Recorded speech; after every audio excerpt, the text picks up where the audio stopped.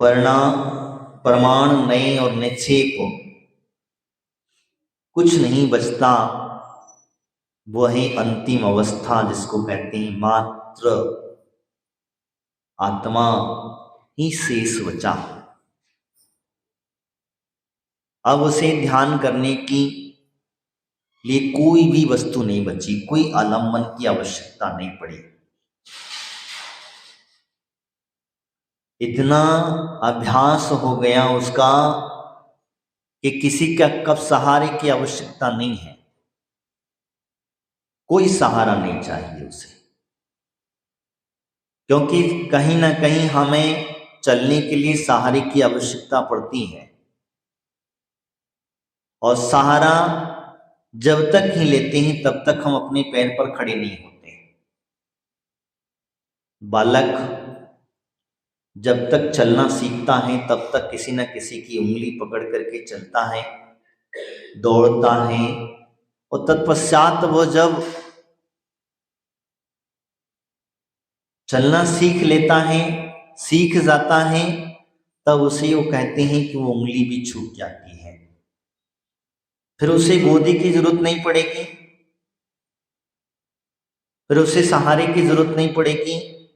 इसी प्रकार से हमारे आचार्य भगवंत कहते हैं कि जब तक व्यवहार की क्रियाएं करता है, श्रुत आदि का अभ्यास करता है और व्यवहार से चारित्र आदि का पालन करता है, व्रत आदि नियम संयम आदि का पालन करता है, ये सब सहारा है। क्या है? ये सब सहारा है। किसी न किसी रूप में सहारा दिए जाता है। हम उस परम पिता परमात्मा की अवलंबन लेकर के, उनकी उंगली पकड़ करके या गुरुओं की उंगली पकड़ करके हम चलने का पुरुषार्थ करते हैं। क्योंकि गुरु की उंगली पकड़ करके चलने का मतलब ये होता है कि हमें अभी सहारे की आवश्यकता है। तुम पहले ही सहारा मत छोड़ देना, नहीं तो सब डगमगा जाओगे। कहीं आपने गुरु की उंगली छोड़ दी, बीच भंवर में डूब जाओगे। बीच भंवर के अंदर में डूब जाओ। कहीं तुम्हें ऐसा लगने लग जाए कि जहां अब हमें वास्तविकता में हमारे पास अपने आप को है, थोड़ा सा ज्ञान आ गया, थोड़ा सा चारित्र आ गया, तो कहीं ऐसा मत समझ लेना अपने आप को। अगर गुरु के उंगली को झटका दिया, या फिर कहीं मुख में राम बगल में छुरी वाला काम चालू कर दिया, तो पक्का है तुम्हारी नैया भंवर में डूब जाएगी। गुरु की उंगली तब तक पकड़ करके रखना जब तक तुम्हें शुद्ध उपयोग की प्राप्ति न हो जाए, स्वरूप शरण चारित्र की प्राप्ति न हो जाए, शुक्ल ध्यान की प्राप्ति न हो जाए, तब तक हमारे गुरुओं की उंगली पकड़ करके रखना। और इनकी उंगली पकड़ करके रखोगी तो अवश्य, क्योंकि ये डोर चैन बनी हुई है, समझ में आया? एक दूसरे से चेन बनी हुई। रेल का डिब्बा आपने देखे होंगे, एक दूसरे से ज्वाइंट रहते हैं। अगर बीच का ज्वाइंट खुल जाए तो, बीच का ज्वाइंट खुल जाए तो क्या होगा? तो जितने इंजन से अटैच हैं वो तो चले जाएंगे, और जो इंजन से खुल गया, यानी अटैच पना खत्म हो गया, वो वहीं पर रुक जाएगा, आगे गाड़ी नहीं बढ़ पाएगी। तो इसी प्रकार से हमारे आचार्य भगवंत कहते हैं, हमारा इंजन कौन है? नहीं, हमारा इंजन कौन है? प्रभु। हमारे गणधर परमेष्ठी ये इंजन है, गुरु इंजन नहीं। गुरु तो डिब्बे के पीछे डिब्बा लगा है, क्या है? इंजन यही है, क्योंकि ये डिब्बा लगा है। अब चलना इनके अरिहंतों को, वह हमारे जो है वो अरहंत परमात्मा वहां तक पहुंच गए हैं। कहां तक? मोक्ष की नसेनी चढ़ने के बस कुछ समय शेष बचा है, कुछ काल समय शेष बचा है, वहां तक उनकी यात्रा पूर्ण हो रही है। तो अरहंत हैं, और अरहंतों के बाद में गंधर आदि प्रविष्टि हैं, और गंधर्वों के प्रविष्टियों के पश्चात में केवली है, श्रुत केवली है। केवली नहीं लगाना, श्रुत केवली लगाना। श्रुत केवली है। श्रुत केवली के पश्चात में अंगवाह आदि के धारक जो मुनिराज हैं वो हैं। अब इनके पास में जैसे परंपरा से चलते चलते जो हैं क्रम क्रम से जाकर के, हमारा तो पता नहीं लास्ट का डब्बा होगा, डिब्बा है भी कि नहीं ये भी पता नहीं है हमें तो।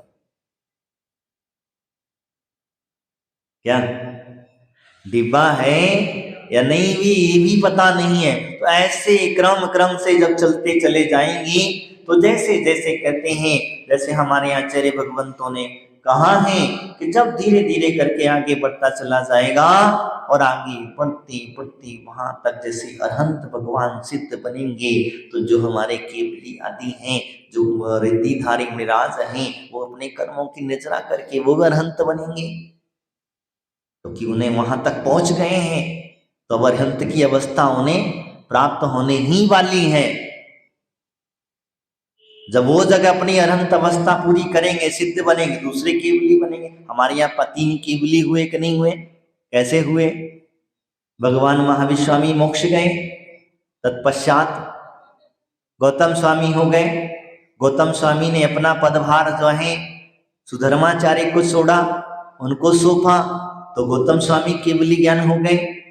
सुधर्माचार्य ने अपना पदभार जम्मू स्वामी को छोड़ा, तो उनको वो केवली ज्ञानी हो गए।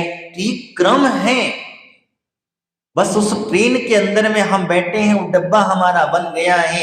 अगर वो ट्रेन में हम बैठ गए हैं और डिब्बा अगर हमारा सही पटरी पर गाड़ी चलने वाली ट्रेन में बैठे तो ठीक है। समझ में आया ना? कहीं विपरीत दिशा वाली गाड़ी में बैठ गए तो गड़बड़ा जाओगे, कहीं उल्टी दिशा वाली गाड़ी में बैठ गए तो गड़बड़ा जाओगे, तब भी तुम मंजिल पर नहीं पहुंचोगे। क्योंकि मोक्ष जाने वाली ट्रेन तो एक ही है, लेकिन बाकी की विपरीत चलने वाली अनेक ट्रेनें मिल जाएंगी तुम्हें, अनेक गाड़ियां मिल जाएंगी, अनेक डब्बे मिल जाएंगे। और मोक्ष जाने के लिए सम्यक दर्शन, सम्यक ज्ञान और सम्यक चरित्र की आवश्यकता होती है। ये ध्यान रखना।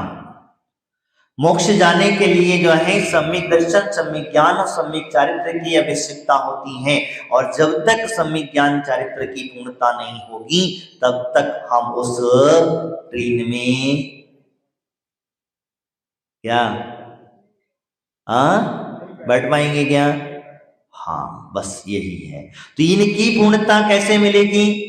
तो हमारे आचार्य ने कहा, देव शास्त्र के ऊपर सच्ची श्रद्धा होना, सात तत्वों के प्रति यथार्थ रूप से श्रद्धान होना, तब हमारा सम्यक दर्शन प्रकट होगा। चल मल गाण आदि 25 दोषों को जो कहा गया है, उन दोषों से रहित, अष्ट अंग सहित, क्या 25 दोषों से रहित और 8 अंग सहित जब वो सम्यक दर्शन होगा, तब जाकर के हमारा सम्यक दर्शन होगा। तो हम डब्बे में बैठे कि नहीं बैठे, ये तो हमें टिकट ही नहीं है कंफर्म। इसलिए कल परसों मैंने कहा था कि तुम्हारा टिकट पक्का नहीं है, कंफर्म है कि नहीं है, कभी भी कैंसिल हो सकता है।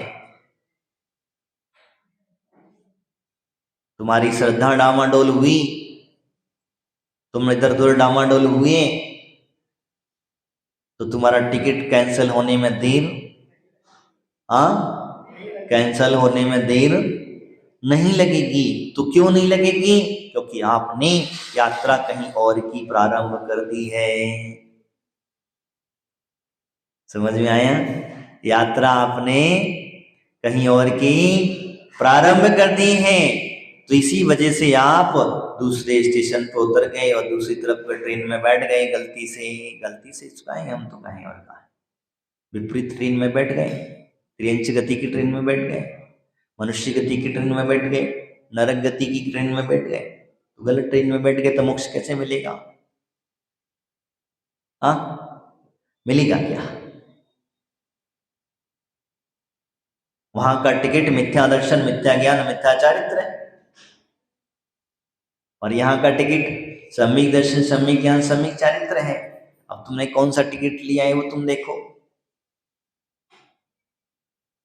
तो मैं यहाँ से जो चर्चा कर रहा था, तो यहाँ पर जो है हमारे आचार्य भगवंत कह रहे हैं, मांगे यहाँ पर कहते हैं कि वास्तविकता में अब हम उस चीज को ले चल रहे हैं, तो अरहंत अवस्था के लिए पहले तो मैंने जो आपसे कह रहा था क्रम क्रम से हमें चलना पड़ेगा, हमें अपने गुरुओं की उंगली नहीं छोड़ना पड़ेगी, तभी वही आपको सम्यक दर्शन, सम्यक ज्ञान और चारित्र का टिकट दिला पाएंगे, अन्यथा कोई दिलाने वाला तो उसमें क्या करना होगा? तो कहते हैं हमारे गुरु की उंगली पकड़ करके रखना। ऐसा नहीं है कहीं खाना पकड़ के रखिए और गुरु की आज्ञा ना माने तो भी नहीं काम चलेगा। देव सास गुरु की जो जो आज्ञा है, जैसा जैसा वो कहते हैं वैसा वैसा चलना पड़ेगा, तब तो तुम्हें टिकट कंफर्म हो पाएगा, अन्यथा नहीं तो क्या? अन्यथा नहीं तो क्या होगा? यहीं पर पड़े रह जाओगी। तो इसीलिए यहाँ कह रहे हैं तो अभी हमारी अवस्था वहां पहुंच रही है, तो धीरे धीरे करते हुए हम वहां पहुंचे हैं। तो जो कहते हैं इसीलिए हमेशा, क्योंकि अरहंत भगवान के समोषण अभी मौजूद है नहीं, है क्या? अरहंतों का समोषण मौजूद है नहीं है, और मां जिनवाणी में जो लिखा हुआ है वो समझ में आता नहीं है। कितना भी पढ़ो, पढ़ पढ़ करके पंडित तो हो सकते हो, लेकिन आत्मा का ज्ञान, पंडित तो बन जाओगे लेकिन आत्मज्ञान की प्राप्ति नहीं होगी। तब उस समय पर कहते हैं एक गुरु की आवश्यकता पड़ती है, एक शिक्षक की आवश्यकता पड़ती है। तो शिक्षक जो है वह शिक्षक अच्छा होगा तो आपको स्कूल का टीचर अगर अच्छा होगा तो है, और ज्ञान शिष्य नहीं लेना चाहे तो, बच्चा नहीं लेना चाहे, बच्चा उद्यमी हो, बदतमीज हो, अगर उसे वहां का महाराष्ट्र कोई टीचर आता है ध्यान देने के लिए तो उसे नहीं ग्रहण करना चाहता है, तो फिर क्या करोगे? तब भी काम चलने वाला नहीं है। शिक्षक तो ज्ञान देना चाहता। मुझे बताओ जितने भी ये कॉलेज में, स्कूलों में बच्चों को पढ़ाने के लिए शिक्षक जाते हैं, भले ही वो कितना भी पढ़ाते हो, कम पढ़ाते, ज्यादा पढ़ाते, बात अलग है। अगर कौन शिक्षक होगा कि अपने स्कूल के बच्चों को शिक्षा ना दे? कोई होगा? होगा क्या? नहीं होगा। कोई होगा? कोई शिष्य होगा, गुरु होगा ऐसे अपने शिक्षा ज्ञान ना दे? होगा क्या? लेने वाले के ऊपर होता है। गुरु द्रोणाचार्य ने कौरव और पांडवों को एक साथ ज्ञान दिया गया, साक्षात उदाहरण है आपके सामने। गुरु द्रोणाचार्य ने, उन्होंने जो है दोनों को एक साथ ज्ञान दिया गया, एक जैसा ज्ञान दिया गया,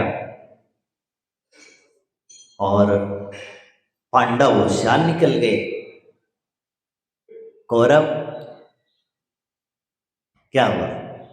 तो पांडवों के पास में जो ज्ञान था वही द्रोणाचार्य का था, वही भीष्म पितामह का था, वही एकलव्य जो ज्ञान दिए गए सारे ज्ञान थे वही थे, और कौरवों को भी जो ज्ञान दिया गया था वही ज्ञान था। बस अंतर इतना था कि उन्हें जो समझना था वो उन्होंने समझ लिया, और इन्होंने यथार्थ ज्ञान को पा लिया, और यथार्थ ज्ञान को पा लेने के बाद वह तो मोक्ष चले गए और ये संसार में परिभ्रमण करते रहे। क्या हुआ? यही कारण होता है। और हमारे आचार्यों ने वही कहा, शिष्य का कर्तव्य होता है कि गुरु से पूर्णता से ज्ञान प्राप्त करें। गुरु जैसा कहता है वैसा ग्रहण करें, और तो शिष्य आगे निकल जाएगा। अन्यथा शिष्य अगर कहीं विचार कर ले कि मैं अपने मन से चलूं, अपने मन से कार्य करूं, तो वो कभी नहीं हो सकता। हमारे अनंत भगवान सिद्ध जब बने, तीर्थंकर भगवान अरहंत सिद्ध जब बने, उन्होंने भी अपने साक्षात सिद्धों को, वर्तमान में भले थे या ना थे, लेकिन उन्होंने भी अपने सिद्धों को गुरु बनाया। किसको गुरु बनाया? सिद्धों को गुरु बनाया, क्योंकि उन्हें सिद्ध बनना था।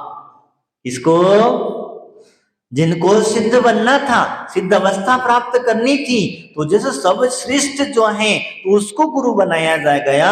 और उन्होंने, क्योंकि उनसे अरहंतों को थी नहीं, मुनिराजों को तो वो गुरु, क्योंकि उनकी अवस्था पूर्ण थी, मोक्ष निश्चित था, इसलिए उन्होंने बनाया। तुम कहें कि नहीं हम तो सिद्धों को गुरु मानेंगे, आचार्य उपाध्याय को नहीं मानेंगे, तो कैसे काम चलेगा?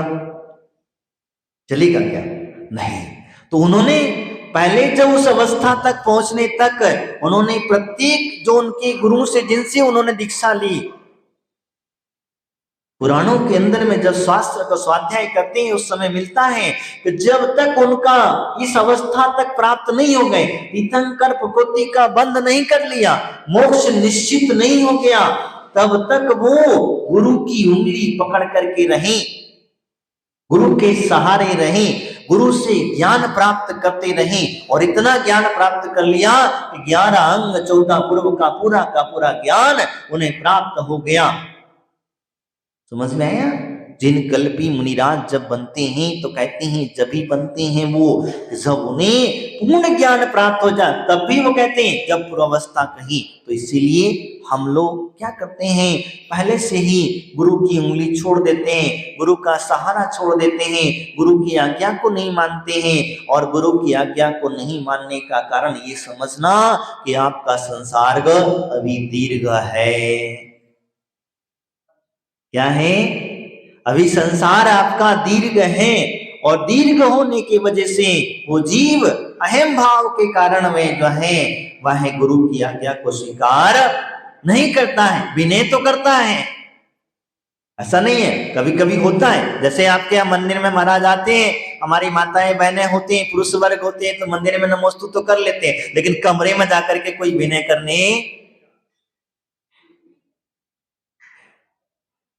तो मेरी बता रहा हूं कि कमरे में जाकर के कोई विनय करने नहीं जाता। तो भैया क्यों?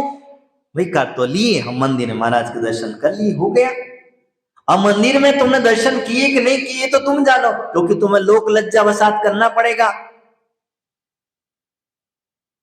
क्या समझ में आया ना?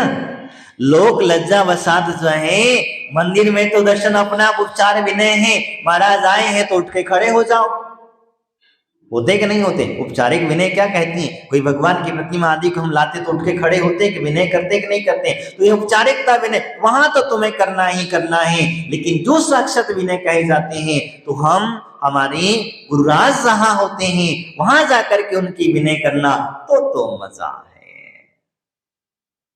तो तुम्हारी श्रद्धा समझ में आती कि हाँ वाकई में तुम्हें श्रद्धा है, वाकई में तुम्हारे गुरुओं के प्रति आस्था है, वाकई में तुम गुरु की उंगली पकड़ करके चल रहे हो। गुरु ने जैसा कह दिया, अगर गुरु ने समझा दिया, गुरु ने कह दिया हाँ, क्योंकि कोई भी गुरु अपने शिष्य का बुरा नहीं चाहता। कौन शिष्य गुरु चाहेगा? चाहेगा क्या अपना शिष्य का? वो क्या चाहेगा कि तुम नरक में चले जाओ और हम स्वर्ग में चले जाएं? या कौन गुरु चाहेगा कि अपना काम बनता क्या कर? नहीं भैया, हम तो कहते हैं हमारे साथ साथ चलो। तुम भले ही छुड़ाने की कोशिश करो, जब एक बार हाथ दे दिए हो तो छूटना मुश्किल है।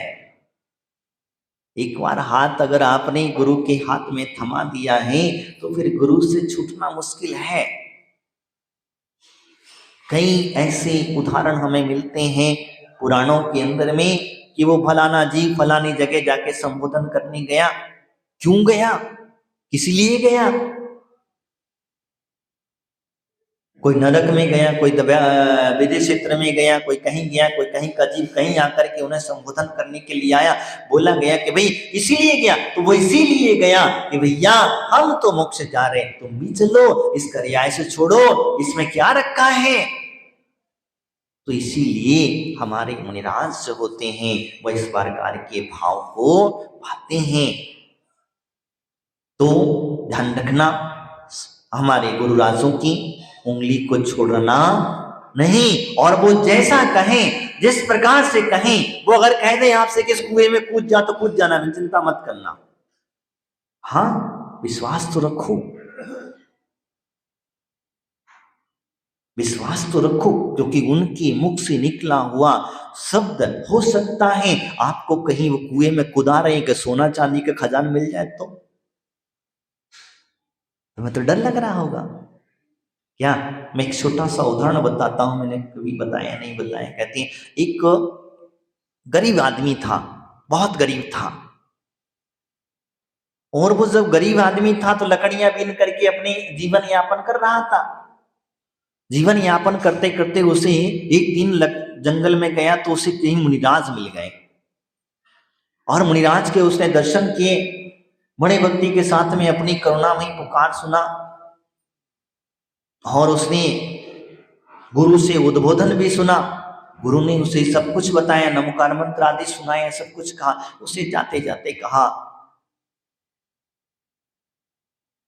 छोड़ते जाना। क्या कहा?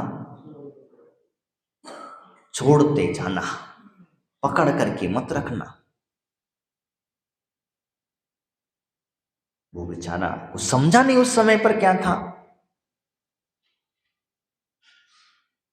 तो बेचारा लकड़ी जाने के लिए आगे चला, वहीं महाराज के दर्शन करके आगे चला, छोड़ते जाना, ध्यान रखना, शब्दों को याद रखना।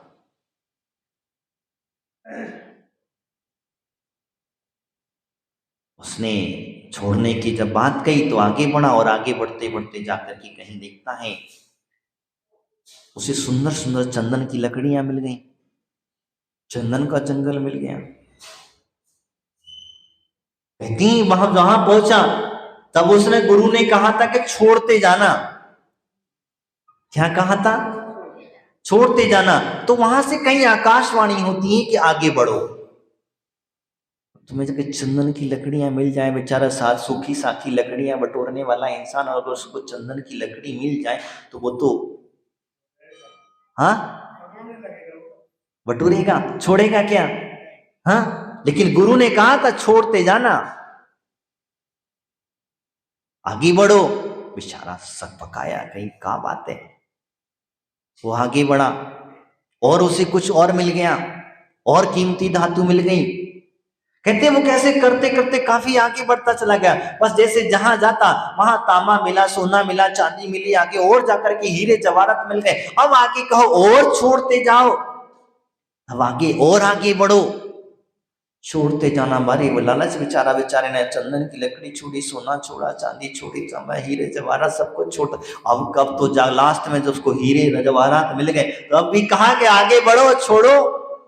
बेचारे के मन में लालच, जिसके पास खाने के लाले पड़े उसे हीरे जवाहरात मिलने के बाद वो कैसे छोड़े। कहते आगे नहीं बढ़ा,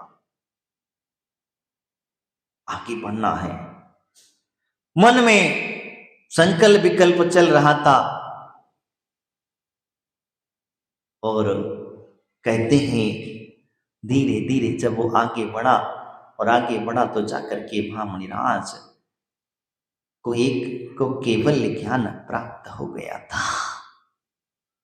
वो अरहंत का समोसन उसे दिख गया, और समोसन दिखने के बाद में वहां पर जब पहुंचा तो जाकर के भगवान साक्षात दर्शन करने के बाद में उसने कहा छोड़ते जाना, अब आगे छोड़ने के लिए जगह नहीं है।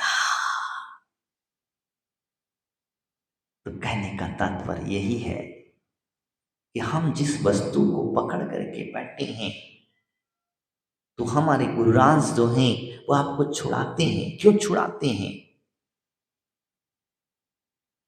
आपको छोटी छोटी वस्तुओं को आपसे छुड़ाते हैं, आपको त्याग कराते हैं। क्यों कराते हैं? हाँ, क्यों कराते हैं? वो इसीलिए कराते हैं कि आप धीरे धीरे छोड़ते चले जाओगे तो धीरे धीरे करके आप उठते चले जाओगे, और उठते चले जाओगे तो एक दिन तुम्हारा मोक्ष। और अगर तुम कहीं इस तरीके से उस व्यक्ति की तरह के मन में विचार आ जाए, लालच आ जाए, जैसे आपको मनुष्य पर्याय प्राप्त हुई और मनुष्य पर्याय में बढ़िया बढ़िया भोग प्राप्त हो गए, आपके घरों में किसी चीज की कोई कमी नहीं, तो आप कहें यार इतना भोग संपदा को कौन छोड़े। नहीं छोड़ोगे तो छुड़वा दिया जाएगा। तुम इसे नहीं छोड़ोगे तो छुड़वा दिया जाएगा। कैसे छुड़वाया जाएगा? आपको कोई बीमारी लग जाएगी, बीमारी लग जाएगी तो फिर क्या करोगे? इतनी बड़ी भोग संपदा, इतने बड़ा धन दौलत, इतना सारा रुपया पैसा, जो कुछ भी तुम्हारे पास पड़ा है वो क्या, हाँ, सब बेकार।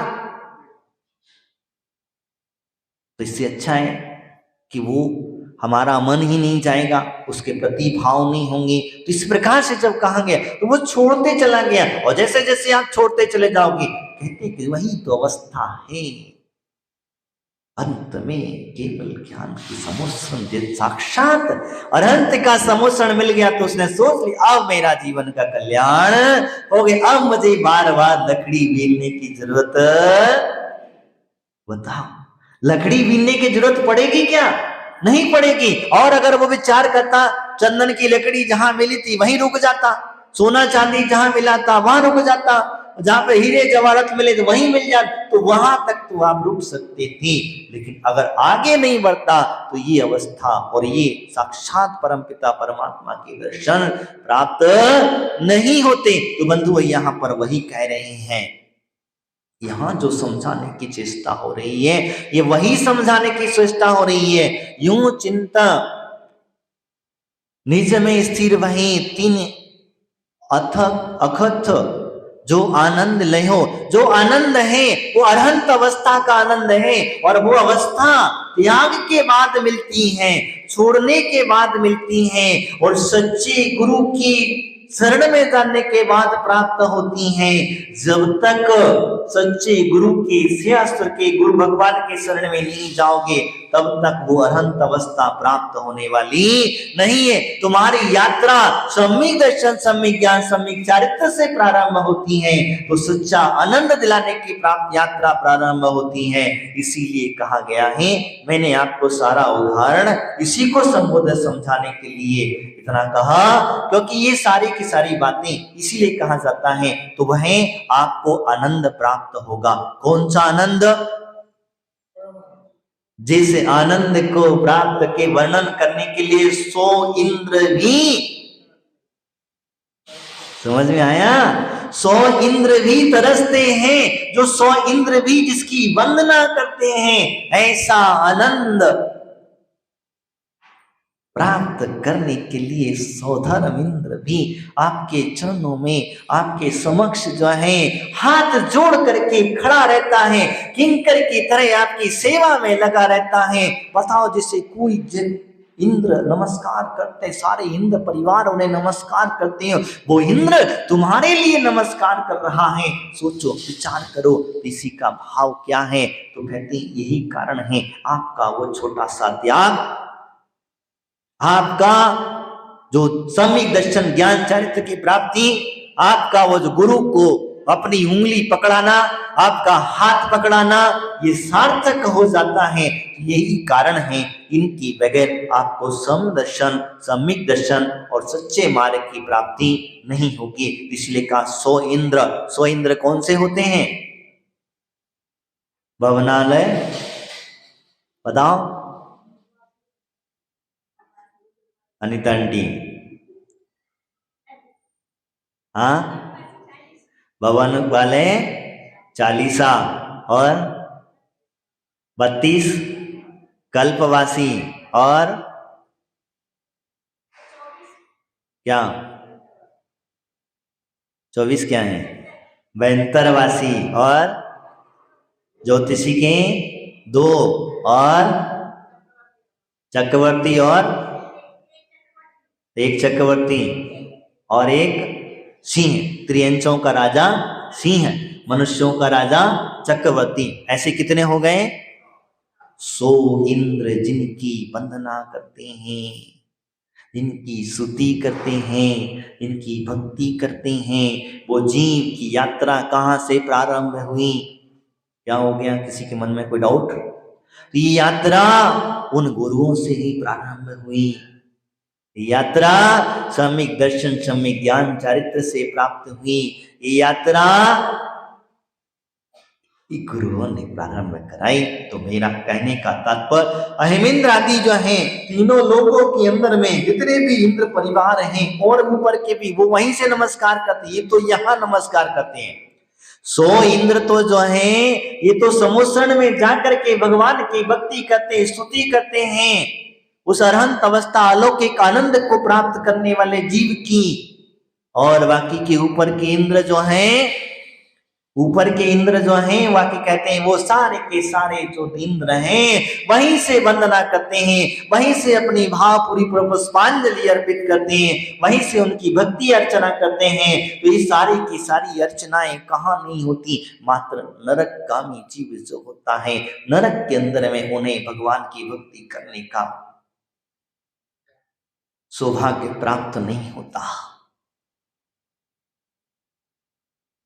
नारकी जीवों को नरक के अंदर में उन्हें सौभाग्य प्राप्त नहीं होता है। और नरक को छोड़ करके बाकी के कहीं भी जीव, त्रियंच गति सॉरी, और एक निगोदिया जीव जो होते हैं, इन लोगों को भगवान की भक्ति करने का प्रावधान प्राप्त नहीं होता है। तो इन्हीं ये वही देखिए कहां से हमारी यात्रा उन गुरुओं ने प्रारंभ करी।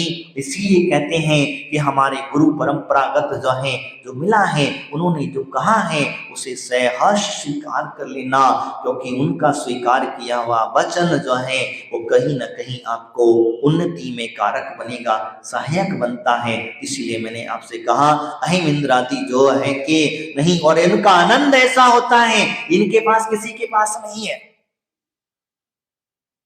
उनका जो आनंद है, उन्होंने जो 4 घातिया कर्मों को नष्ट कर लिया है, अरहंत अवस्था प्राप्त करते हैं, तब ही शुक्ल ध्यान अग्नि करी चौघात या विधि कनक दहो। आनंद है, कहते हैं कि जब शुक्ल ध्यान के आनंद में जब डूब जाता है, एकमात्र बचता है जहां कहते शून्य अवस्था, उसने सब धीरे धीरे करके विदा करता चला गया और करता गया, सब कुछ छांटता चला गया। जब जाकर के स्वयं अकेला बचता है, और जब अकेला स्वयं बचता है तो जब वो आनंद का पारा नहीं रहता है, और उस आनंद के अंदर में जब ध्यान में डूब जाता है, जिसको हम शुक्ल ध्यान कहते हैं, और जब शुक्ल ध्यान की वजह से वह अपने 4 घातिया कर्मों को नष्ट कर लेता है। वो 4 घातिया ज्ञानावर्णी, दर्शनावर्णी, मोहिनी और अंतराय जो हैं, इनको नष्ट करता है। और वही वास्तविकता में मुनिराज अपने केवल ज्ञान की प्राप्ति को जान लेता है। तो यही वास्तविकता हमारे आचार्य भगवंत कहते हैं, ये स्वरूपाचरण चारित्र का फल है। तो आप गृहस्थ में रहकर के, आप संसार में रहकर के स्वरूपाचरण चारित्र को प्राप्त करने के लिए आपको किसी न किसी सहारे की आवश्यकता होती है। और उस सहारा जब लो तो सहारे के पूरे होकर के रहना। जिस प्रकार से एक पत्नी अपने पति को पूर्णता से समर्पित कर देती है,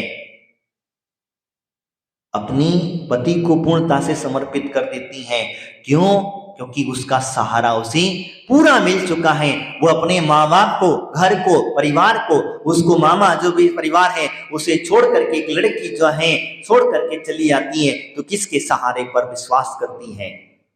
किस पर? किसके ऊपर? पति के ऊपर विश्वास करती हैं, और उसी के सहारे चल करके वो वहां पहुंच जाती। तो इसी प्रकार से बंधुओं, जब आप भी अपने गुरु के ऊपर जब विश्वास करो, अपने गुरुओं, आराध्य गुरुओं के ऊपर विश्वास करो, तो बस इसीलिए पूरा विश्वास करना, अधूरा मत करना। अधूरा रखोगे तो फिर क्या? धोबी का कुत्ता मैं क्यों कहूँ, मैं तो वही कहता, मेरा कहने का तात्पर्य वो नहीं, तुम्हें कहने का, समझाने का एक बस्ती कही, मैं ये शब्द बोलने का मेरा कोई नहीं है, मैं तो खाली इस तरीके से कहा। तो कहने का तात्पर्य यही है कि आप ध्यान रखना, गुरुओं के, कोई भी गुरु हो, दिगंबर मुनिराज हैं, हमारे इन गुरुओं की आराधना भक्ति आरती करते रहेंगे और इनके बताए हुए मार्ग पर हम चलते रहेंगे, तो अवश्य हमें सम्यक दर्शन, सम्यक ज्ञान और सम्यक चारित्र रूपी कंफर्म टिकट मिलेगा, और कंफर्म टिकट मिलेगा तो मोक्ष फिर पक्का मिलेगा। आज इतना ही, इन्हीं भावनाओं के साथ बोले महावीर भगवान की, आचार्य गुरुदेव विपुल सागर जी महाराज की, द्वादशांग सिनवाणी माता की,